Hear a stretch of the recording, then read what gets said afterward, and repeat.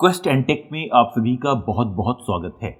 Counting solution in Excel के part 1 और 2 में आपने डेली यूज में आने वाले कई फंक्शन सीखे।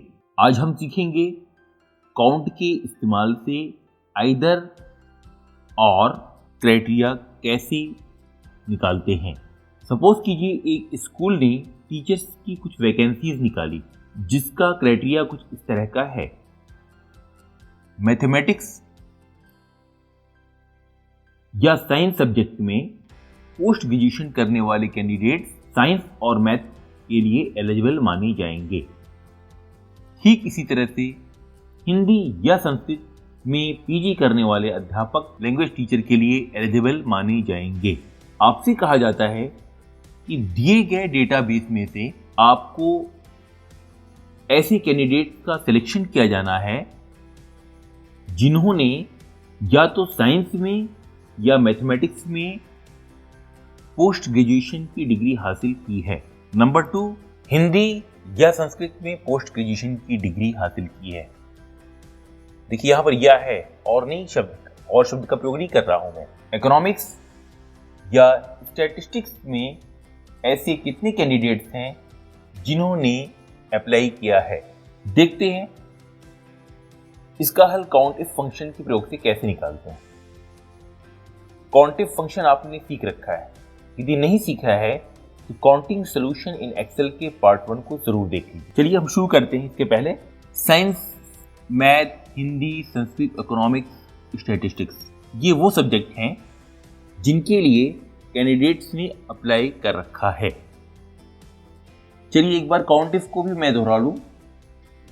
काउंट इफ से ही निकालना है क्योंकि मुझे यहां पर हमने सब्जेक्ट्स के नाम लिख लिए और इसके आगे इक्वल का फॉर्मूला लगाया। काउंट इफ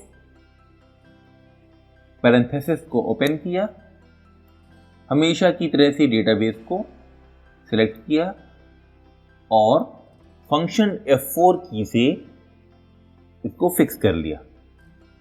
इसके बाद कॉमा का इस्तेमाल किया और वो सेल जिसे काउंट करना है उस पर क्लिक कर दिया। साइंस को मुझे काउंट करना है, क्लिक कर लिया और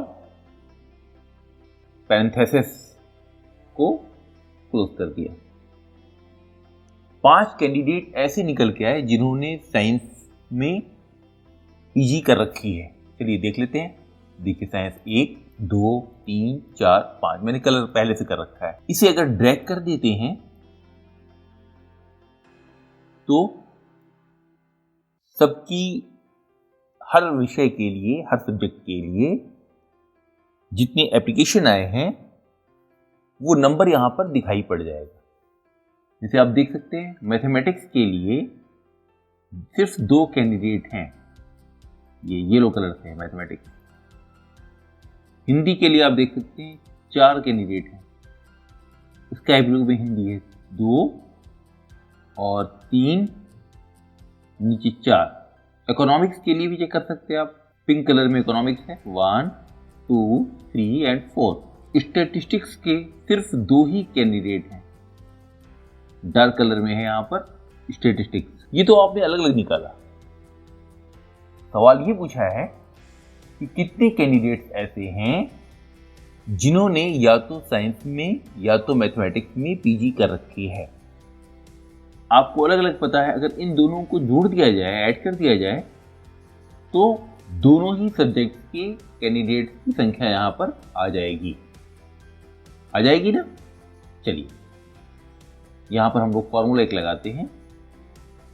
काउंट इफ का फिर से शुरू करते हैं क्योंकि ये तो मैंने अलग बताया था, छोटा सा बताया था ताकि आपका रिवीजन हो सके। और अब मैं आइदर और के लिए कैसे इस्तेमाल करते हैं काउंट इफ को। काउंट इफ का इस्तेमाल किया, रेंज आपने सेलेक्ट किया, इसे आपने फंक्शन F4 की से सेलेक्ट कर लीजिए। फंक्शन F4 की से आपने इसको फिक्स कर लिया, कॉमा का इस्तेमाल किया। इसके बाद आपने साइंस वाले सेल की रेफरेंस दे दी, फिर कॉमा का इस्तेमाल किया, अब क्या चाहिए मुझे, साइंस का निकल गया, मैथ का भी चाहिए, प्लस का निशान लगाया, फिर मैंने काउंट इफ किया, पैरेंथेसिस ओपन किया, आपका डेटा रेंज सेम है, दोबारा फिर से इसे हमने कर लिया फंक्शन F4 की से। अच्छा ये क्यों हो पाया, ये छूट गया भाई, फंक्शन F4 की से फिक्स कर लिया और मैथमेटिक्स वाले सेल रेफरेंस पे क्लिक कर दिया, यानी कि वो वहां से डेटा उठा लेगा। ब्रैकेट को क्लोज किया और एंटर कर दिया, 7 आ गया। आपने देखा साइंस के 5 कैंडिडेट, मैथमेटिक्स के 2 कैंडिडेट, दोनों जोड़ के 7 हो गए। ठीक है, ठीक इसी तरह से आप संस्कृत और हिंदी का भी निकाल सकते हैं। चाहे तो आप इसको कॉपी कर लीजिए, ड्रैग कर दीजिए, यहां पर 6 आ रहा है, आ भी रहा है, यहां से नीचे से वो ले रहा है, ऑटोमेटिक ले रहा है नीचे से, और नीचे ड्रैग कर दीजिए इसको तो स्टैटिस्टिक्स और इकोनॉमिक्स का आ जाएगा। 4 2 6 कैंडिडेट इसके हैं, 4 2 6 कैंडिडेट इसके हैं। ये तो हमने यहाँ पर अलग से लिख रखा था सब्जेक्ट्स के नाम। और एक काम आप इसमें और भी कर सकते हैं, सेल रेफरेंस न दे करके टेक्स्ट का भी इस्तेमाल कर सकते हैं। जैसे सपोज कीजिए यहाँ पर मुझे साइंस लिखना है, ये सेल्स रेफरेंस अगर ना हो, यहाँ पर लिखा ही ना हो, तो मुझे क्या करना है, यहाँ पर साइंस लिखना है। तो डबल इन्वर्टेड कॉमर्स के अंदर लिख दीजिए साइंस, साइंस, और डबल इन्वर्टेड कॉमर्स को बंद कर दीजिए। ठीक इसी तरह से मैथमेटिक्स वाले सेल रेफरेंस को हटा करके वहां पे लिख दिया मैंने मैथ्स, स्पेलिंग लेकिन बिल्कुल सेम होनी चाहिए, वरना नहीं आएगा आंसर। एंटर कर दिया, फिर भी 7 आ गया, दोनों तरह से ही 7 आ गया। है ना इजी? आइदर और निकालना कितना आसान है।